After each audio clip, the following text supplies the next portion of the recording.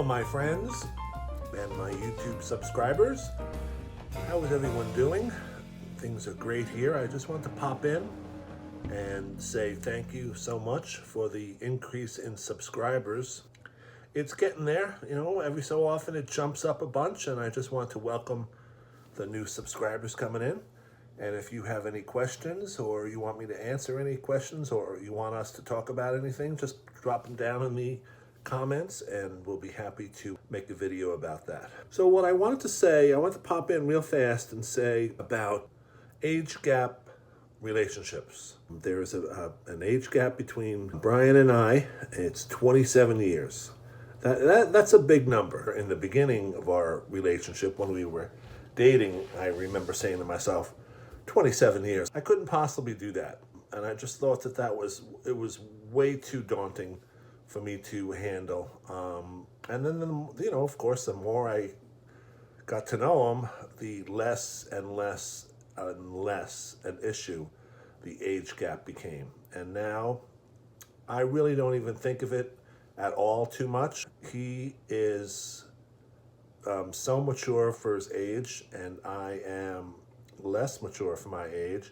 So it really does give a nice blending for the two of them, for the two of us. I mean, we laugh at the same things. We get along so well. We like the same. Well, I was gonna say we like the same television programs, but actually, using the word programs just dates my age. But we don't like the same. We like some of the same TV shows.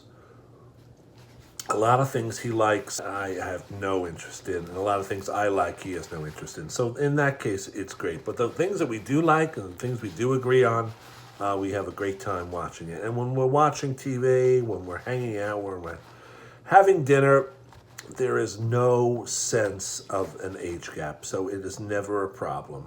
And even when it's called to our attention, it's not a problem. Like, people are curious. When they see us together, their immediate thought, a lot of them, is father and son. When we were in Vegas, a lot of the dealers would say, "Oh, is this your son?" And I would say, in a big confident manner, my chest puffed out, I would say, "No, he's not my son, he's my husband." Part of it was to get a reaction from them, and the other part is, I'm not gonna lie, I am so proud of that fact, but I wanted to put a little spin on it and say, no, he's my husband, and just see what the reaction was. And 10 times out of 10, it is a positive reaction. One dealer, paused for about, I would say, 5 seconds, and that's a long time to pause. And she says, "Oh, well, that's great." So, we've only had positive reactions to that.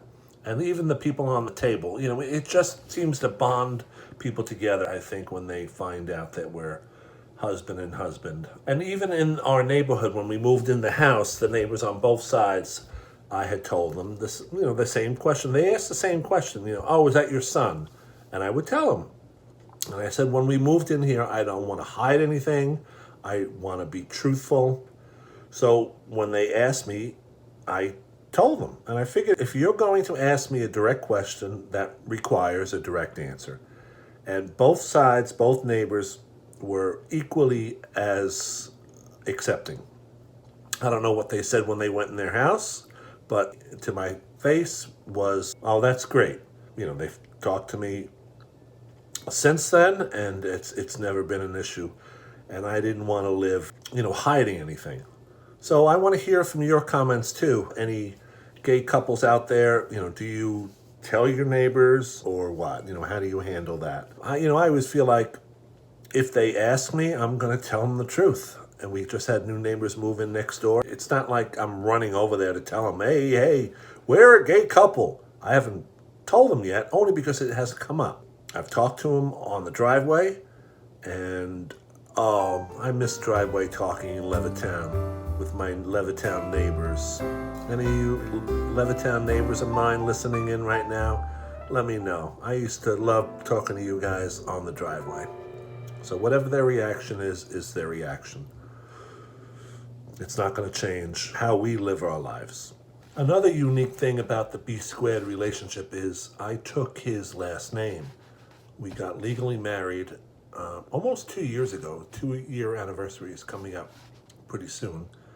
And we have some plans for that, but that'll be another video. So look forward to that. We're going to Key West. What usually happens when people get married is one of them takes their spouse's last name. So that's what I wanted to do. I wanted to really throw myself into this wholeheartedly. You know, if anybody out there ever changed their name when they got married, they know how many details there were. I never realized how many details in changing your name. Your social security card, your driver's license, your credit card, and then your bank statements. Your bank statements will need records of all that. And it was a tedious job. The first thing you had to change, I believe, was your social security card. Once you did that, and then you were able to do everything else. I think that makes us unique. We have the same name, first name and last name. And, he spells his name with a Y, I spell it with an I, so that's how it's different. And when people say, when they call us, I always say, I can hear the Y in when you say Brian. I don't know how funny that is. Listen, we'll document our Key West adventures with you. So if you have ever been to Key West, let us know some of your favorite places, and we can show you some of our favorite places. We have a couple of spots that are hidden away, that are like hidden gems, little restaurants that we found.